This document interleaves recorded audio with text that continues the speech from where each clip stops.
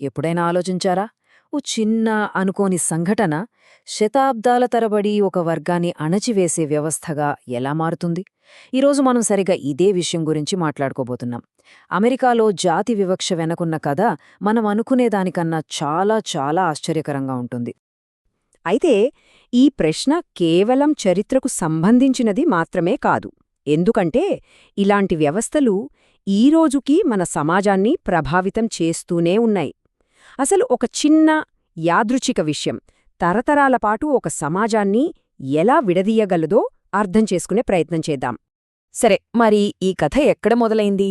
అమెరికాలో ఈ జాతి వివక్ష వ్యవస్థ వెనక ఏదో పెద్ద సిద్ధాంతమో ద్వేషమో ఉందని అనుకుంటే పొరపాటే. నిజానికి దీని మూలాలు పూర్తిగా ఆనాటి పరిస్థితులు, ఇంకా చెప్పాలంటే ఆర్థిక అవసరాల నుంచి పుట్టాయి.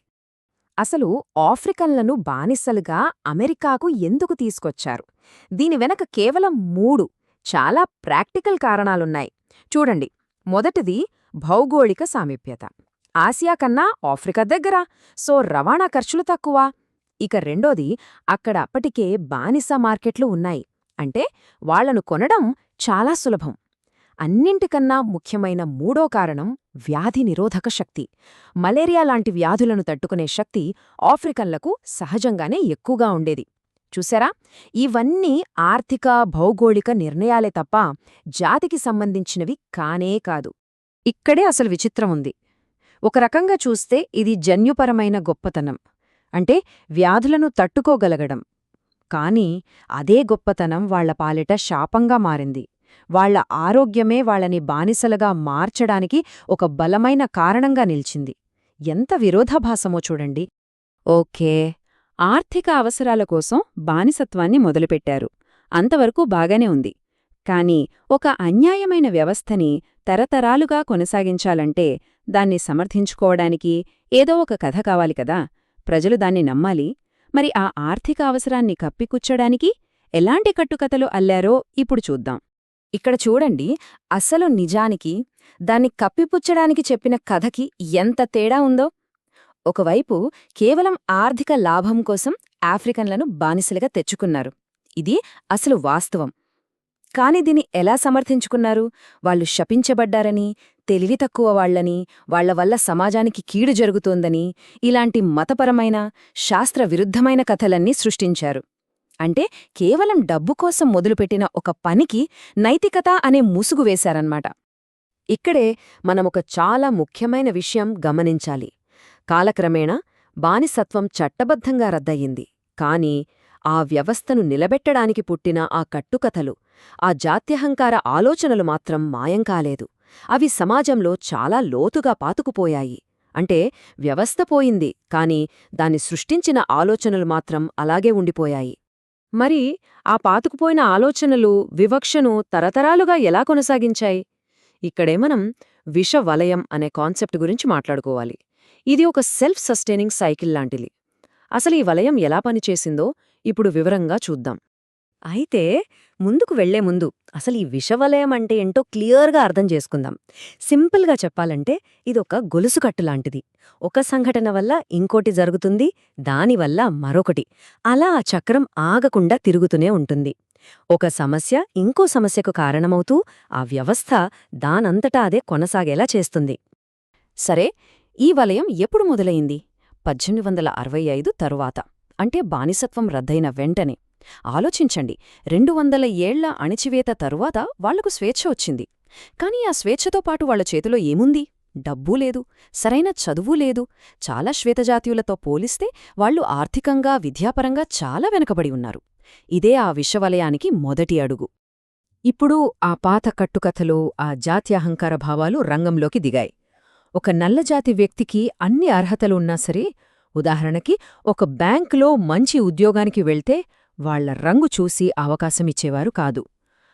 అప్పటికే ఉన్న అపోహలు వాళ్ల ఎదుగుదలకు అడ్డుగోడలా నిల్చాయి. ఇక్కడే ఈ వలయం యొక్క విచిత్రమైన లాజిక్ మనకు కనిపిస్తుంది. ఫస్ట్ ఏం చేశారు? వివక్ష చూపి అవకాశాలివ్వలేదు. దానివల్లేమైంది? ఉన్నత స్థానాల్లో, అంటే డాక్టర్లు, లాయర్లుగా నల్లజాతీయుల సంఖ్య తగ్గిపోయింది. ఇప్పుడు దాన్నే వాళ్లు రుజువుగా చూపించారు. చూశారా, వాళ్లలో ఎవరూ ప్రొఫెషనల్స్ లేరు. అంటే మేం మొదట్నుంచి చెప్పింది నిజమే, వాళ్ళు అసమర్థులు అని వాదించారు. ఇది ఎంత వక్రబుద్ధో చూడండి. వివక్ష వల్ల వచ్చిన ఫలితాన్నే మళ్లీ వివక్షను సమర్థించడానికి కారణంగా చూపించారు. ఆ కాలంలో మెజారిటీ ప్రజల ఆలోచనా విధానం ఎలా ఉండేదో చెప్పడానికి ఇది ఒక పర్ఫెక్ట్ ఉదాహరణ.